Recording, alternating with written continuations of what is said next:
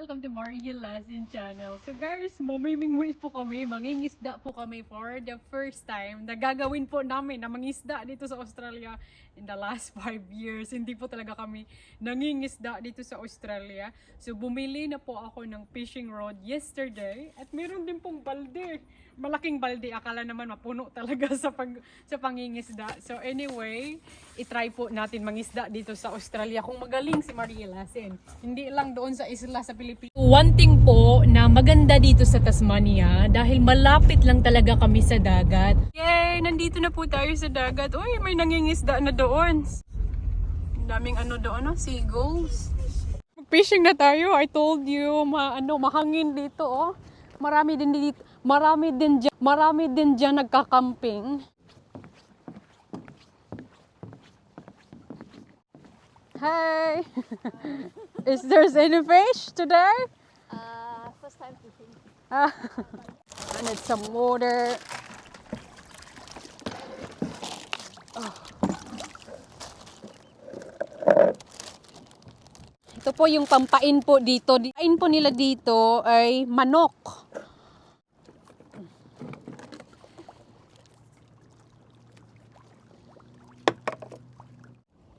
Oh, hopefully, meron pong isda.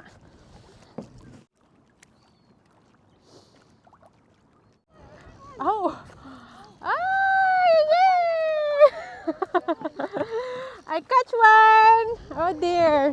I don't know if it's the right size. Yes, just dump it in the water. Oh, wow! That's lucky.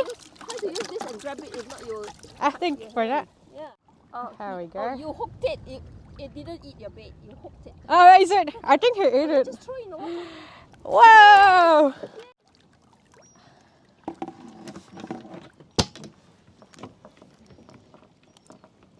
Baka meron pa. My God! Oh, it's a big one! Oh no!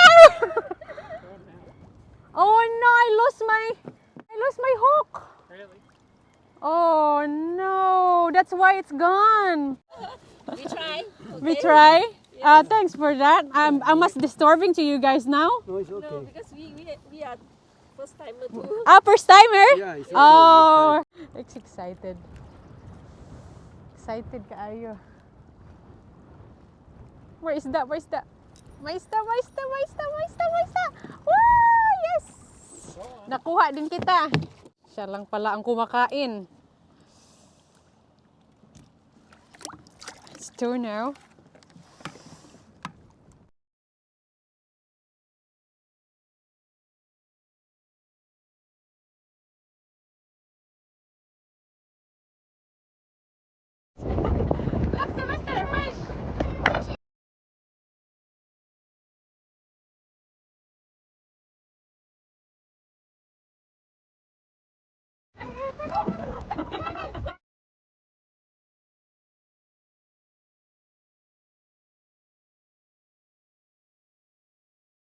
Sobrang hangin.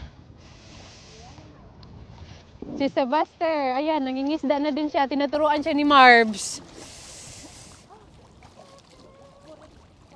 Sebastian, kata butite. Sebastian, it's a poisonous. I put it in there. Yeah, but it's not edible. We need to put it in there. Now we have to put it back. It's Put it inside. It's a poison bee. poison fish. Put it in the other fish inside. You have to catch the different one. That fish has a virus. Come on, over here, come on. There's a virus, that one. Catch another one. Catch another one. Sit down. Look, Sebastian. Look, Sebastian. Woohoo! Yay! There we go. Woohoo! It's nearly got eyes. It is. There's an ice. I see yellow. In there. Yay! Yay!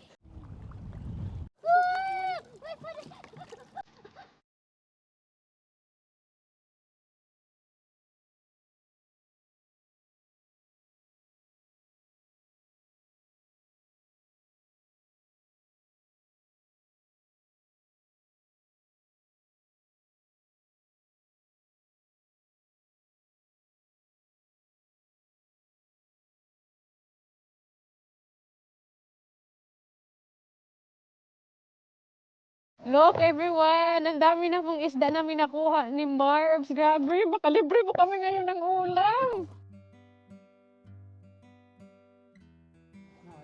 Look, I got one. Yay! Woohoo! Yay!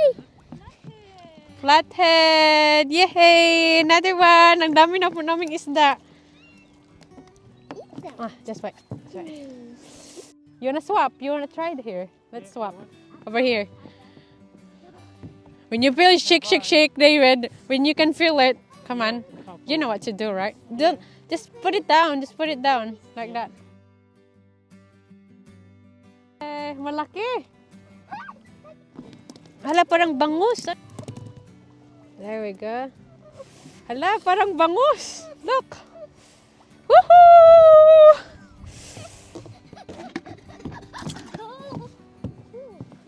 Magsayo-sayo na lang tayo mag-TikTok. Yan po ang paswerte. Kanina maraming nangingisda. Maraming namimingwit kanina, kami lang naiwan. Pinoy lang ang malakas. Pinay lang ang malakas pala. Malakas kumain ng isda or... Hello! Kakadating lang po namin. Ito na po yung isda namin. Isang balde. Tingnan natin yung isda dahil lilinisan pa natin to. Oh, minakuha akong malaking bangus. Tingnan nyo oh. And si Marbs, hindi na siya nagdala ng ulam niya. Binigyan niya na sa akin lahat. Ito talaga ang pinakamalaki. Yung pauwi na kami. Pabarterilo na din yung phone ko. So hindi na nabidyuhan. Ito na po lahat. Ang nahuli namin. As in, sariwang-sariwa. Yung feeling ko parang nasa Siargao Island po ako. Iba talaga ba sa taga Siargao Island? Marunong manguha ng isda. Tara, lilinasan pa natin sa Karaban.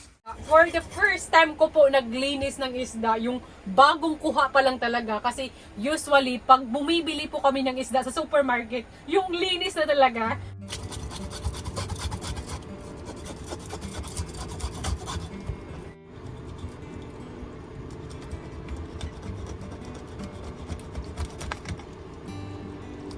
Hi! Medyo po messy po ang aming kitchen. So yes, tapos ko na po nilinisan yung isda. At ito po ang ating uulamin for tonight. Ayan, no? Yung parang bangus. So parang aadubuhin ko po siya. Nilagyan ko po siya ng suka, soy sauce, onion, garlic. So yes, magiging masarap po yan. Cooking na. Meron pa talaga kaming isda na magiging stock up po siya, guys. I'm so happy na nandito po kami sa Tasmania na maka-experience po na mangunguha ng isda ito sa Australia. Ang happy ko po talaga, guys. I think meron pa kaming mga 2 pang-ulam ito, di ba? Oh, I can't wait na maluto po siya sa aming panghapunan. Very fresh na isda. Oh, ang sarap ng malit. Yung parang bangus. Ito, guys, oh. Ito yung kinakain ko. Ang sarap, oh. Oh my God. I'm so happy na nakakuha kami ng fresh isda. Parang ulit-ulitin ko na talaga to para makalibre kami ng isda. Malalagay namin sa fridge or freezer. Libre na ng ulam. Yummy! Yummy! I know. Yummy talaga pag napaka-fresh. Bagong kuha pa lang. Thanks for watching, guys. Mag-enjoy lang kami sa aming dinner. Bye!